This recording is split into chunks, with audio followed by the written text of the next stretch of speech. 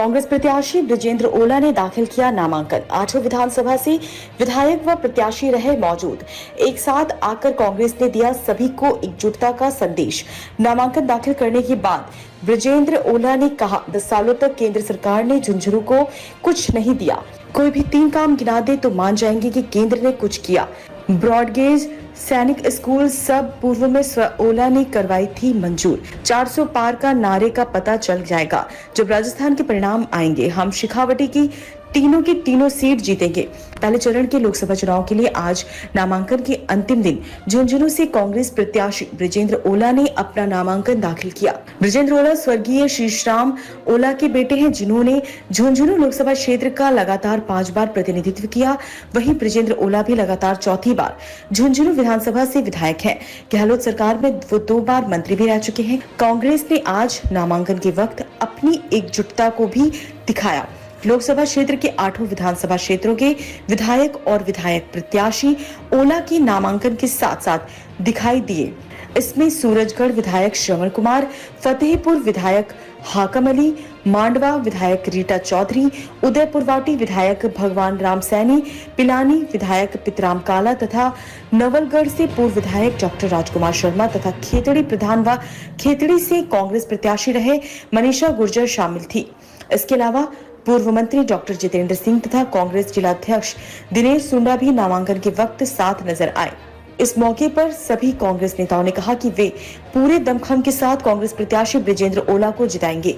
इस मौके पर नामांकन के बाद पत्रकारों से बातचीत करते हुए ब्रजेंद्र ओला ने कहा कि भाजपा 400 पार का नारा दे रही है, लेकिन जब राजस्थान का परिणाम आएगा तो भाजपा को दिख जाएगा कि इस बार वे सत्ता से दूर रहेंगे। उन्होंने कहा कि कांग्रेस ने इस बार बड़ा दिल रखते हुए इंडिया ब्लॉक को मजबूती दी है।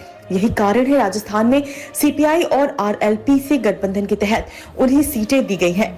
ओला ने दावा किया, झुंझुनू समेत शेखावटी की 3 सीटों पर भाजपा की हार होगी। उन्होंने कहा, विधानसभा चुनाव में भी शेखावट को कांग्रेस ने काफी अच्छे परिणाम दिए थे, जो लोकसभा चुनाव में भी जारी रहेंगे। इस मौके पर भाजपा सांसद के झुंझुनू के कार्यकाल पर हमला बोलते हुए ओला ने कहा कि पिछले 10 सालों में झुंझुनू को केंद्र ने क्या दिया था, फिर सांसद क्या दिलवा पाए। ऐसे कोई 3 काम भी नहीं बता सके। बात चाहे ब्रॉडगेज की हो या फिर सैनिक स्कूल की, सभी कार्य स्वर्गीय शीशराम ओला के समय के स्वीकृत थे।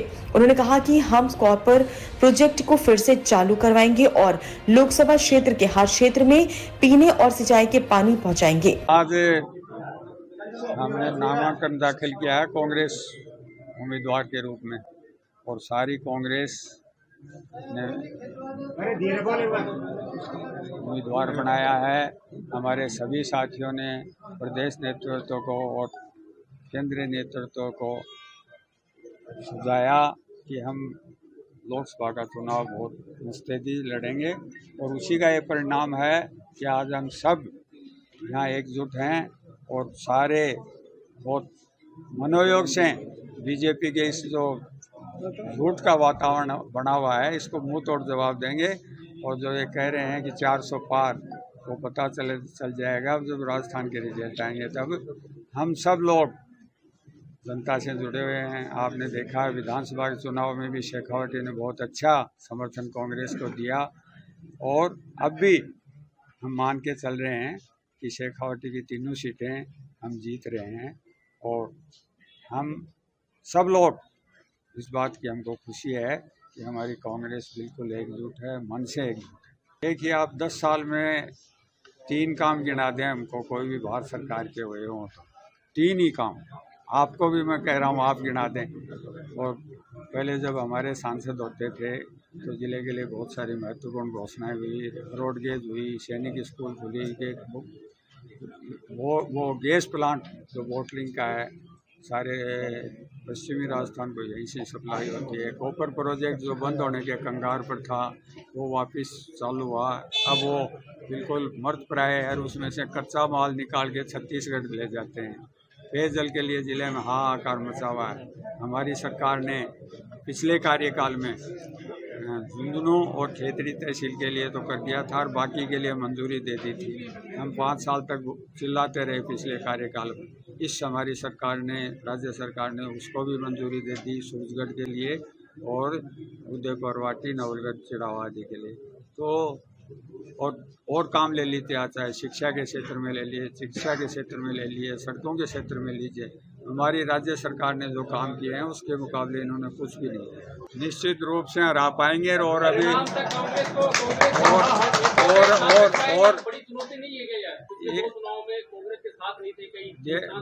देखिए 25 की 25 सीटें पिछले 2 चुनाव में गई हैं। हमारे राष्ट्रीय अध्यक्ष राहुल जी को भी हार का सामना करना पड़ा।